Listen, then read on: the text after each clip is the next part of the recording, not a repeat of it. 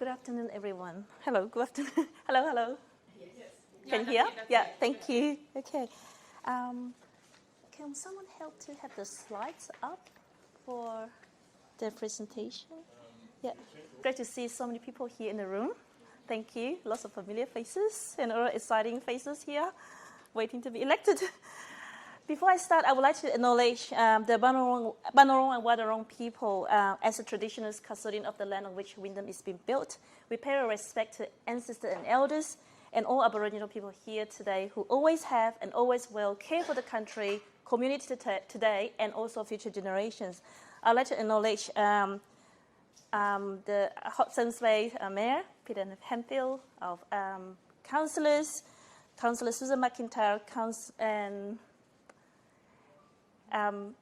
councillors from Hobsons Bay, Diana, and Matt Taylor. And our former councillors, Faircloud, and all the distinguished guests for your time here today. I'm delighted to be here this afternoon for the Victorian State Election 2022 Point Cook Electorate Community Forum to continue to help to advocate and secure important fundings for priority projects and infrastructure in Wyndham. And so our officers have prepared some slides, and we're just waiting for the slide to pop up.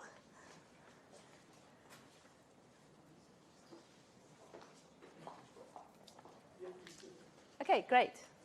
It's happening. Can you enlarge, maybe enlarge? Would you want to enlarge it a little bit? Yes. Yeah?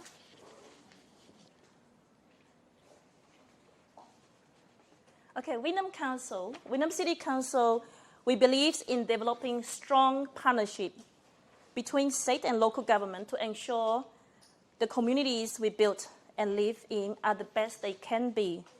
Council has been working very closely for the last couple of years as well, and will continue to do so with stakeholders on a range of local issues, key infrastructure needs, and future opportunities that will benefit our local residents. Today I'm going to cover only the suburbs in Point Cook Electorate in Wyndham City, and then Mayor Peter Hemphill will cover the Point Cook Electorate in your city.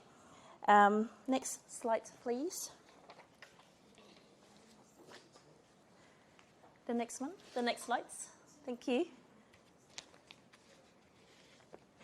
Can we have the lights maybe off so you can see better on this front here? Let's have a look. Yeah? Okay, that's better? Yeah. Okay, as you can see, hang on. Second page. Is it possible to move to the second page?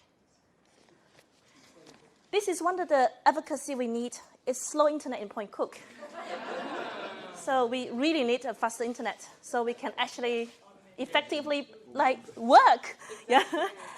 As you can see, our city is made up of very diverse demographic. Point Cook and Werribee South are two very different suburbs, with Point Cook about 69,000 residents, Werribee South about 3,000 residents.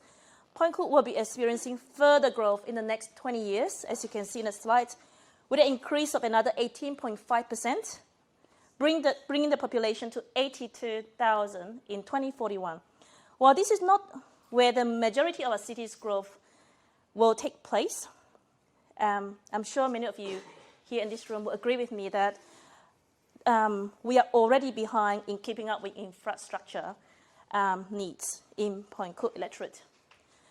Point Cook Electorate needs additional infrastructure project to meet the needs of its residents.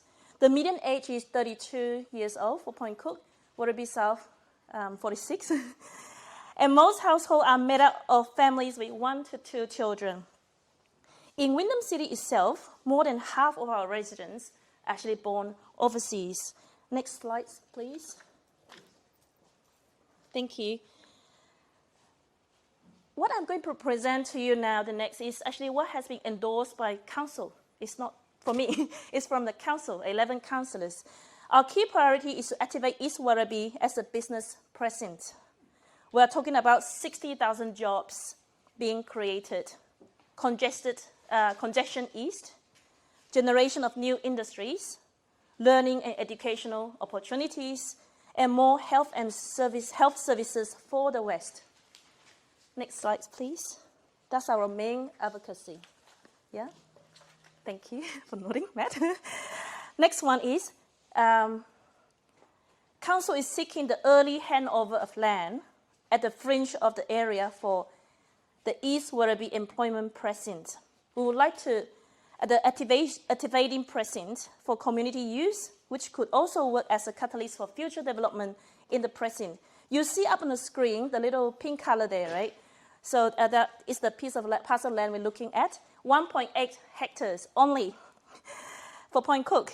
And so what this land is I going to use for, I'm sure many of you already know. Next slide, please. This is our second priority. Council welcomes the Point Cook Indoor Sports Centre. It is a 58 million project. The services are marked to include indoor multi-use courts, 12 courts, program space, cafes, kiosks, childcare or creche, early handover of this land, and a commitment of 15 million, only 15, not 58. If you state government give us 15 million, we'll match it out 15 million. Council, we're only not very rich, 300 million of, 300,000 of revenues.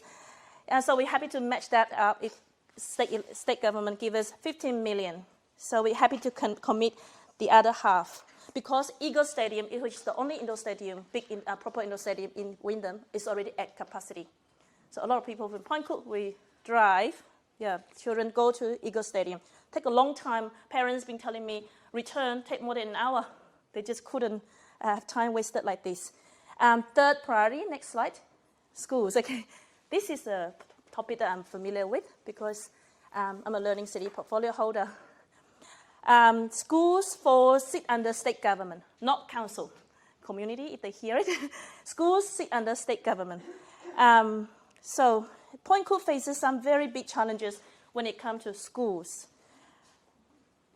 Across our city, there are 983 students per government school compared to the Greater Melbourne, which is 554. Our schools in Wyndham have almost double the capacity of those in Greater Melbourne, like double. All our teachers are just having more students as well. And a long-term, there are schools in Point Cook with more than 3,000 students in one school. I'm not going to say it because when I say it, we'll end up with 6,000. Parents will just apply. More and more students will actually be coming in. Children suffered from spaces to play. We had staggered time. Parents coming to fetch students. They had to, if you had 3 kids of different year level, maybe you need to come at much earlier, the other one 15 minutes later because the school finishing time is different. And also traffic jams, accidents, just can't even drive along the road with some schools. And parents value quality of education in this city. And not just that, I also know of schools in Wyndham, in Point Cook actually. I'm a school teacher, so I'm very lucky. I have a car park. I can park there whole day, then I drive home. But there is a school where teachers have to move their car every 4 hours in Point Cook. I just couldn't imagine how they can do that. We are very busy as a teacher. So it is a real issue. Yeah, thank you for noting down the notes. Thank you. And so my hope is please talk to council when you plan schools. Don't just put it there because, we organize traffic, right? But because of 3,000 students, 500 students in one school, so now what council can do is, because school doesn't fall under our responsibility, our control, so we had to manage the traffic. That's what we can do. But it's a better planning. We can definitely allocate proper, enough spaces for teachers, for students, for parents, then we won't have issues like this. Thank you for listening. Let me continue. Council actually has been very strongly advocating for schools for a number of years. And so far, we have seen a lot of successes, actually, because in the last announcement, right? So we actually, Wyndham City, we have 6 new schools out of 13 schools in Victoria, anticipated to be open in 2024. But because we have like 130 kids born every week, about 100 to 130 kids, we just really need to have a long-term plan. In fact, we have 8 new schools in the pipeline right now. To further support our families, we are really pleased with the Kinder on School Sites program. However, we would like to see the inclusion of MCH in the Kindergarten on School Sites program as well. Co-locating MCH facilities alongside the kinders would fill the gap in infrastructure and support a holistic approach to support early years health and development, to improve the service delivery, to provide improved outcomes and experiences for families, increase accessibility in areas where demand is the highest.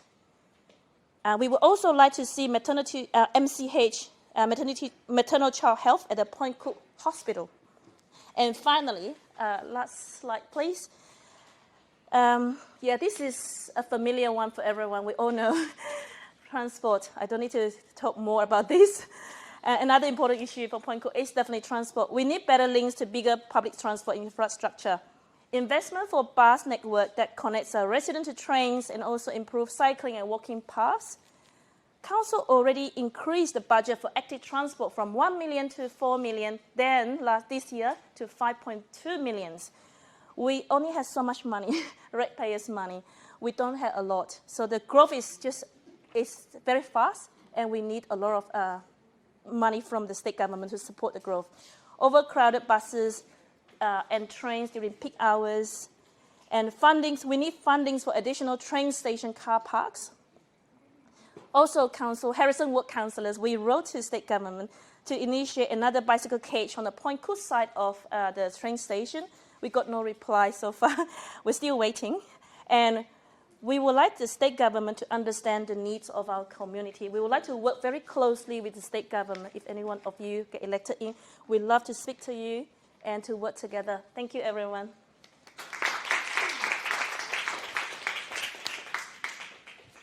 I would like to thank Wyndham Council Deputy Mayor Jasmine for very detailed presentation addressing all the major issues in Point Cook, and hopefully all the candidates will be able to touch on those points in your speech if possible.